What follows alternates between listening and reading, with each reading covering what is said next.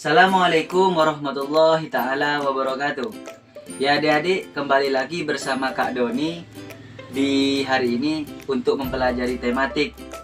Kemarin adik-adik sudah belajar dengan Kak Indah. Sekarang kembali lagi bersama Kak Doni.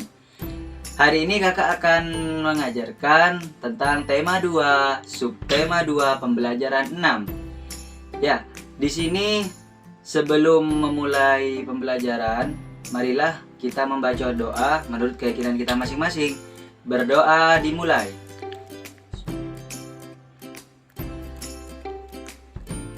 Berdoa selesai. Ya adik-adik, sebelum memasuki pembelajaran, di sini kakak ingin menyampaikan tujuan pembelajaran yang ingin kakak capai.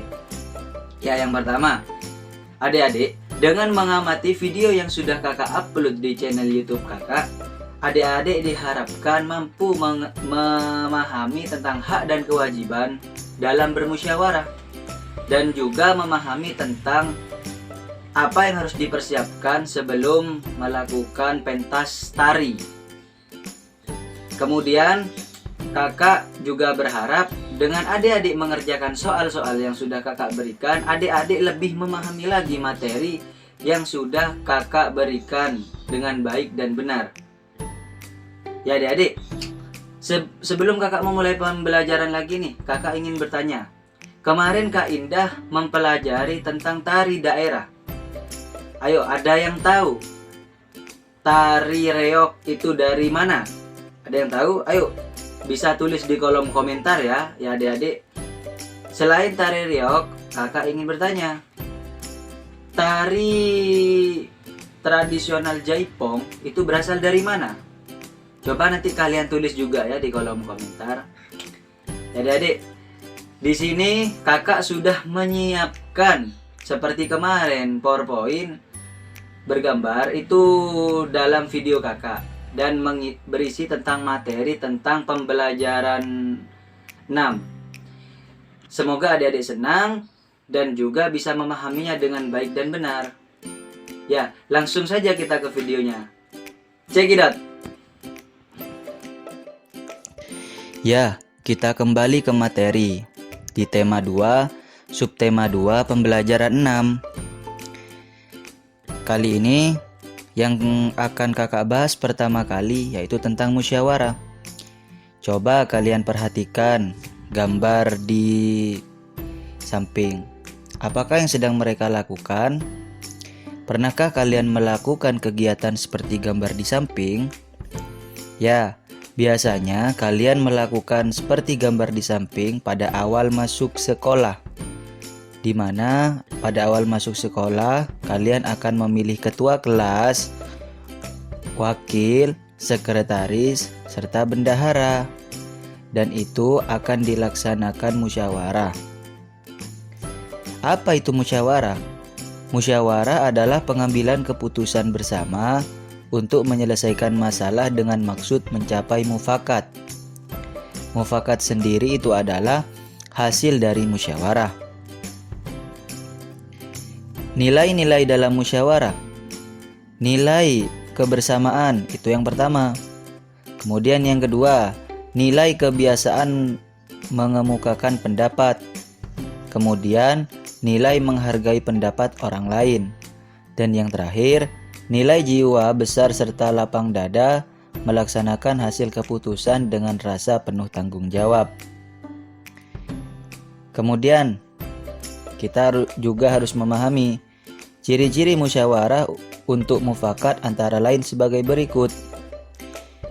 Yang pertama, sesuai dengan kepentingan bersama. Yang kedua, usul atau pendapat yang disampaikan mudah dipahami dan tidak memberatkan. Yang kedua, dalam musyawarah, pertimbangan moral lebih diutamakan dan bersumber dari hati nurani yang jujur.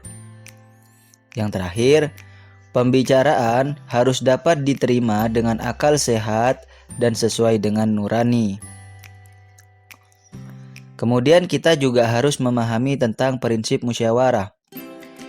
Yang pertama, musyawarah dilandasi dengan akal sehat dan hati nurani. Yang kedua, Musyawarah dilandasi semangat kegotong royongan dan kekeluargaan. Kemudian mengutamakan kepentingan umum. Kemudian menghargai pendapat orang lain. Kemudian keputusan yang diambil harus dapat dipertanggungjawabkan secara moral kepada Tuhan Yang Maha Esa. Dan yang terakhir, melaksanakan keputusan bersama dengan dilandasi itikat baik dan penuh rasa tanggung jawab. Kemudian, tata cara dan persyaratan musyawarah. Pertama, peserta musyawarah harus hadir sebelum musyawarah dimulai. Kemudian, musyawarah dimulai jika peserta musyawarah telah mencapai quorum. Apa itu quorum? Ya, quorum adalah penetapan jumlah minimum anggota yang harus hadir pada saat musyawarah. Yang ketiga, ada susunan kepanitiaan yang minimal terdiri dari ketua, notulis, dan peserta musyawarah. Kemudian, setiap peserta musyawarah berhak menyampaikan pendapat. Kemudian, setiap peserta musyawarah harus menghargai pendapat orang lain. Dan yang terakhir, pendapat yang disampaikan harus dapat diterima akal sehat, tidak untuk kepentingan pribadi atau golongan, tidak menimbulkan perpecahan sesuai dengan norma, dan tidak menyinggung perasaan orang lain. Cara mengeluarkan pendapat saat musyawarah. Yang pertama, mengacungkan tangan sebagai tanda izin bicara. Yang kedua, berbicara setelah dipersilahkan. Kemudian, kalau ada yang berbicara, menunggu sampai selesai pembicaraan selesai. Keempat, bersikap sopan. Dan yang terakhir, suara cukup jelas. Kemudian, sikap dalam musyawarah.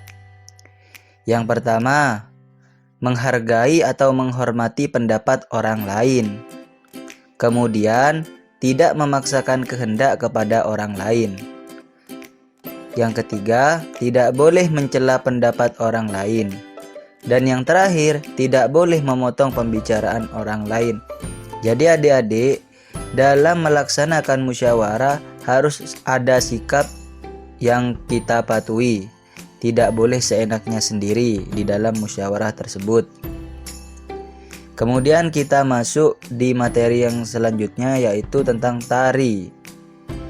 Tahukah kamu, sebelum melaksanakan peragaan karya tari, ada beberapa hal yang harus kita persiapkan.